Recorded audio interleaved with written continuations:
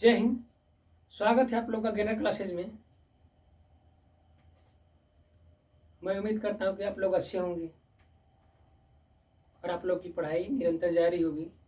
मैं बहुत दिनों के बाद आप लोगों से मुखाबिब हो रहा हूँ। तो आइए आज हम इतिहास और संविधान यानी इनको ये एक ऐसा टॉपिक है जिसको दोनों के मद्देनज़र पढ़ा जाता है। जैसा कि आप जानते हैं कि भारत में ब्रिटिश हुकूमत के दौरान जो संवैधानिक विकास की यात्रा थी, उनको किन आधारों पर ब्रिटिशों ने भारत में उन संवैधानिक विकास को या संवैधानिक सुधार को लागू किया, उन्हीं के बारे में हम लोग जानने का प्रयास करेंगे। इसमें देखा जाए तो दो चरणों में संवैधानिक विकास हुए भारत में, यानी कि प्रथम चरण और द्वितीय चरण। प्रथम चरण और द्वितीय चरण का तात्पर्य यह है कि प्रथम चरण जो था वो ईस्ट इंडिया कंपनी के अंडर में था, यानी जो नीतियों का सृजन ईस्ट इंडिया कंपनी कर रही थी उसे प्रथम चरण के अंतर्गत रखेंगे। और द्वितीय चरण का तात्पर्य है कि जब ब्रिटिश ताज आता है और भारत में अपने नीतियों का सृजन करता है, कानूनों का सृजन करता है, नीतियाँ बोले, कानून बोले, अधिनियम बोले, एक्ट बोले, तो उसे द्वितीय चरण के अंतर्गत रखा। क्योंकि 1857 की क्रांति जो थी इन दोनों यानी ईस्ट इंडिया कंपनी और ब्रिटिश ताज के अंतर्गत एक विभाजक रेखा की काम करती है। क्योंकि जब 1857 की क्रांति हुई तो कुछ ना ब्रिटिशों को कुछ ना कुछ तो डर हो गया कि भारत की जनता क्या हो गई, एकदम एक्टिव हो गई है और वो हमसे मतलब कुछ घातक मोड़ ले सकती है। इसके कारण उन्होंने क्या किया कि ईस्ट इंडिया कंपनी ने अपना शासन छोड़ के सीधे ब्रिटिश क्राउन के हाथ में दे दिया। और उसके बाद उसी को हम द्वितीय चरण बोल रहे थे। और फिर उसके बाद द्वितीय चरण के माध्यम से अनेक अधिनियम, एक्ट पारित किए गए। तो हम इसमें देखेंगे ये कि यानी ईस्ट इंडिया कंपनी ने किन किन नीतियों का सृजन किया, फिर ब्रिटिश ताज के अंतर्गत किन किन नीतियों का सृजन किया गया। तो आइए उसी पर चर्चा करते हैं। कहने का तात्पर्य है कि भारत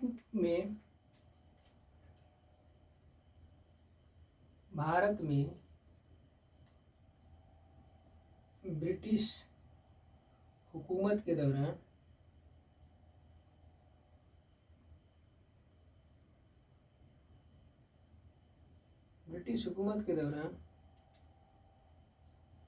संवैधानिक विकास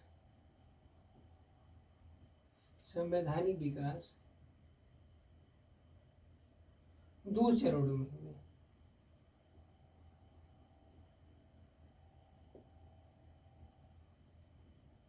कितने चरणों में हुए? दो चरणों में हुए। पहला हमारा क्या होगा? प्रथम चरण।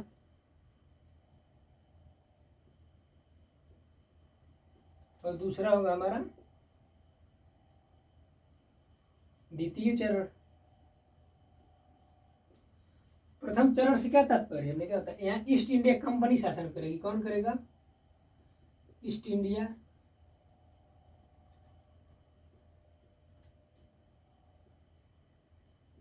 India company. और इधर कौन करेगा? ब्रिटिश ताज या ब्रिटिश क्राउन, ब्रिटिश ताज। यानी ईस्ट इंडिया कंपनी के, इसको लिख सकते हैं अगर अच्छी भाषा की बात की जाए तो, ईस्ट इंडिया कंपनी के अधीन शासन।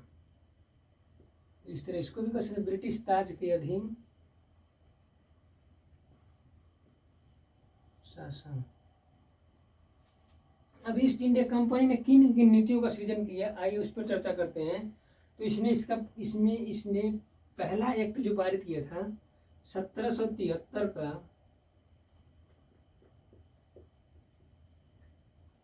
Regulating act. दूसरा था इसमें 1784 का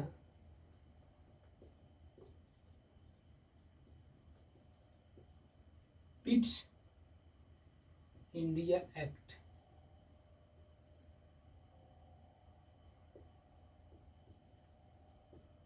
तीसरा था इसमें 1800 1933 का चार्टर एक्ट, और चौथा था 1853 का चार्टर एक्ट। यानी 4 नीतियों का सृजन, यानी 4 कानूनों को पारित किसने किया था? ईस्ट इंडिया कंपनी ने किया था। इसमें पहला क्या था? 1773 का रेगुलेटिंग एक्ट, उसके 1784 का पिट्स इंडिया एक्ट, फिर 1833 का चार्टर एक्ट, इसके बाद था 1853 का चार्टर एक्ट। इसी तरह ब्रिटिश ताज के अधीन शासनों में अगर हम देखें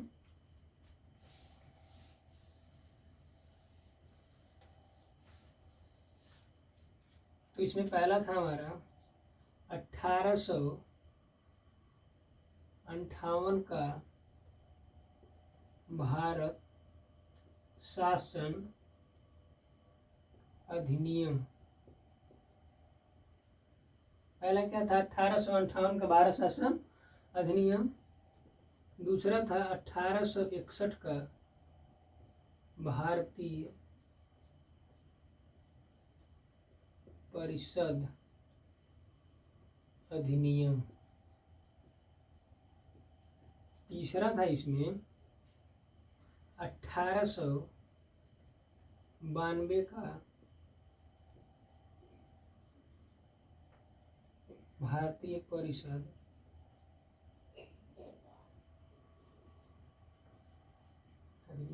यानी इसमें बहुत सारी नीतियां हैं, लेकिन जो मुख्य हैं उनको जानिए, जो परीक्षा के लिए उपयोगी हैं। अन्यथा इसमें तो इतने सारे डाटा हैं कि कई दिन लग जाएगा पढ़ने में। तीसरा क्या था? 1892 का भारतीय परिषद अधिनियम। चौथा है 1909 का 1909 का भारतीय परिषद अधिनियम। ठीक है। पांचवा है 1919 का भारत शासन अधिनियम।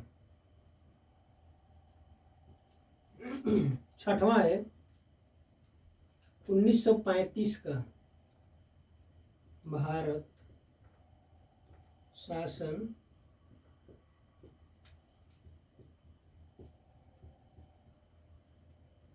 अधिनियम।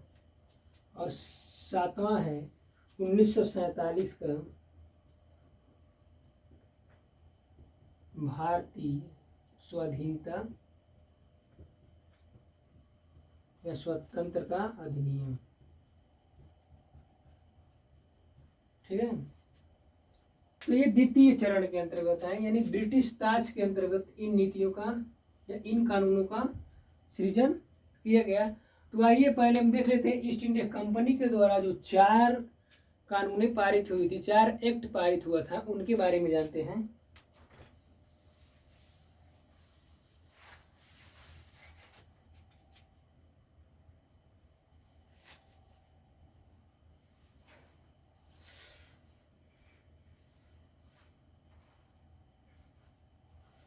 तो इसमें सबसे पहले क्या था?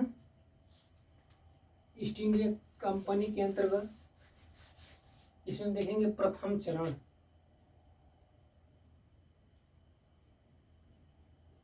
और एक किसके अंतर्गत होगा?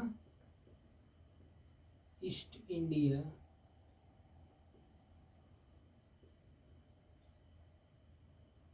कंपनी के अंतर्गत। ठीक है। इसमें पहला होगा हमारा 1773 का रेगुलेटिंग एक्ट। 1773 का रेगुलेटिंग एक्ट। तो इसमें सबसे पहला कार्य क्या किया गया कि बंगाल के गवर्नर को बंगाल का गवर्नर जनरल बना दिया गया। और इसमें दूसरा महत्वपूर्ण कार्य किया गया कि उस समय 3 प्रेसिडेंसियां काम कर रही थी, बंगाल, मद्रास और बम्बई। तो क्यों तीनों जगह क्या थे? गवर्नर थे। या तो अब आम भाषा में बोले तो बंगाल का गवर्नर था पहले, फिर उसके बाद मद्रास का गवर्नर, फिर बम्बई का गवर्नर।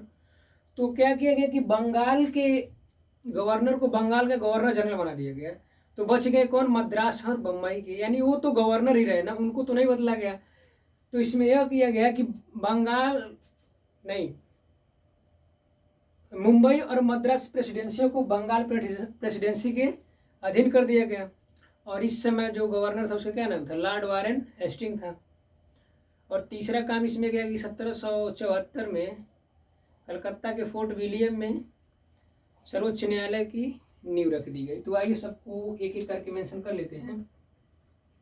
पहला क्या किया गया इसमें कि बंगाल के गवर्नर को बंगाल का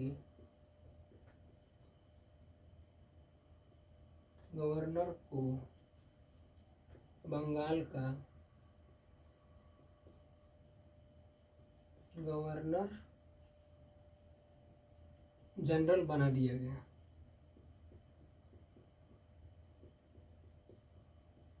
और दूसरा काम क्या किया गया इसमें कि बम्बई तथा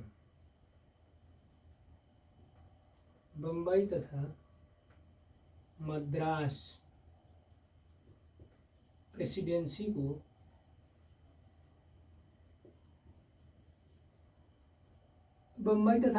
प्रेसिडेंसी को बंगाल के अधीन कर दिया गया।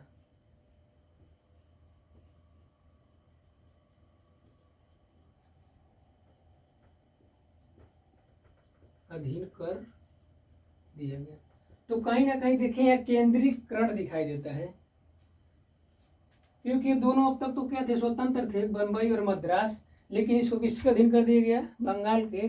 तो यहाँ केंद्रीकरण हमें दिखाई देता है। तीसरी बात क्या हुई इसमें कि 1774 में कलकत्ता के फोर्ट विलियम में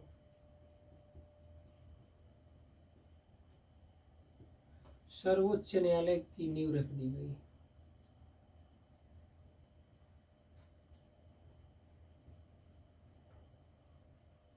सर्वोच्च न्यायालय की नींव रख दी गई। और इस समय जो बंगाल के गवर्नर को बंगाल का गवर्नर जनरल बनाया गया वो कौन था?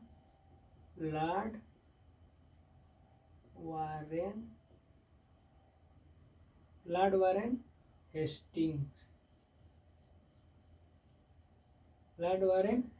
था। तो ये 1773 की रेगुलेटिंग एक्ट के प्रावधान थे। इसके बाद हमारा कौन आएगा?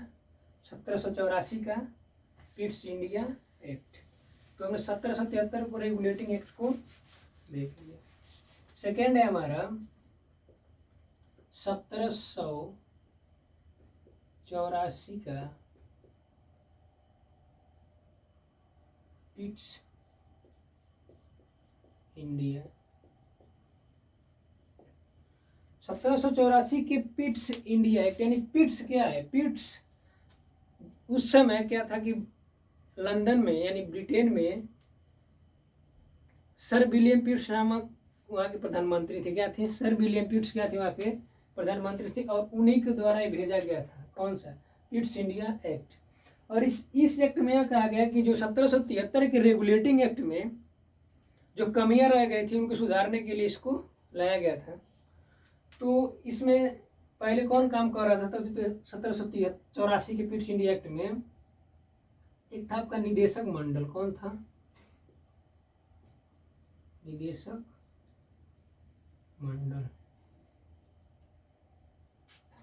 निदेशक मंडल के अंतर्गत वाणिज्य और राजनैतिक प्रावधान, यानी वाणिज्य को भी देखता था, यानी व्यापार और राजनीतिक यानी प्रशासन को भी देखने का काम कौन करता था? निदेशक मंडल, जिसे बोला गया कोर्ट ऑफ डायरेक्ट। ठीक है। तो ये क्या करता था कि वाणिज्य और राजनीतिक मंडल दोनों को देखता था। लेकिन ये इसके ऊपर एक और गठन कर दिया गया जिसको बोला गया नियंत्रक मंडल। क्या बोला गया? नियंत्रक मंडल। और नियंत्रक मंडल ने क्या किया कि जो निदेशक मंडल के पास राजनीतिक शक्तियां थी इनसे ले लिया। कौन ले लिया? ये नियंत्रक मंडल ने क्या किया कि निदेशक मंडल से राजनीतिक शक्तियां ले ली। तो निदेशक मंडल के पास क्या बचा? वाणिज्य शक्तियां। तो इसी बस इतना ही प्रावधान याद रखिएगा इसमें 1784 की पीट्स इंडिया एक्ट में, बस इतना ही। ठीक है, इसके बाद हमारा क्या था? तीसरा प्रावधान। तीसरे प्रावधान में क्या किया गया? तीसरे प्रावधान का नाम है हमारे 1833 का चार्टर एक्ट। 1833 का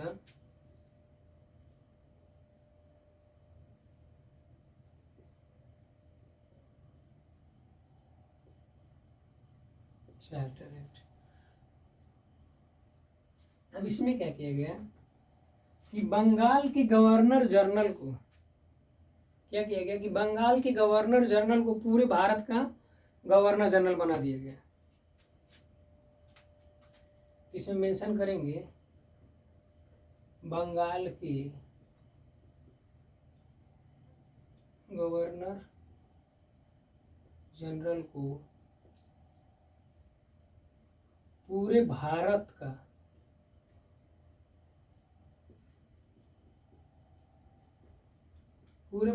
का गवर्नर जनरल बना दिया गया। अब तक क्या होता था इसके पहले क्या था कि केवल वो बंगाल का गवर्नर जनरल था, लेकिन अब क्या होगा? वो पूरे भारत का गवर्नर जनरल होगा। तो इस समय कौन था? उस समय लॉर्ड विलियम बेंटिक, जिसको बनाया गया था वो कौन था? भारत का गवर्नर जनरल प्रथम लॉर्ड विलियम बेंटिक। कौन था? लॉर्ड विलियम बेंटिक इस समय था। इसके बाद क्या किया गया कि बंगाल, माफ करिएगा, बॉम्बे तथा मद्रास प्रेसिडेंसी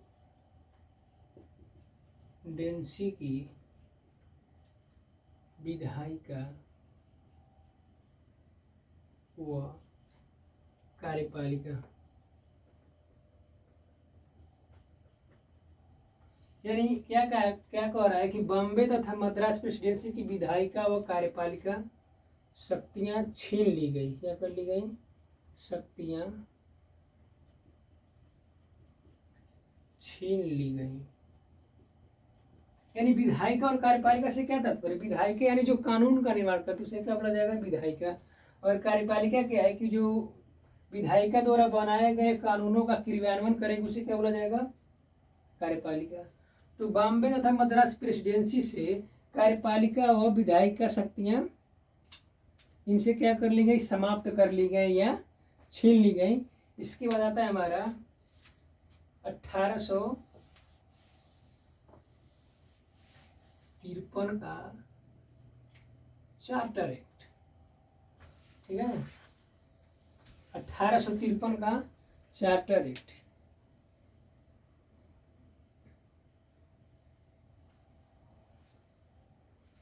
इसमें कहा गया कि सिविल सेवा परीक्षा कराने की बात की गई।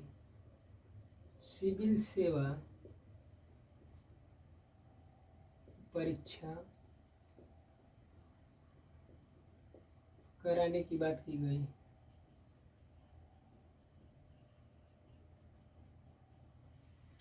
कराने की बात की गई।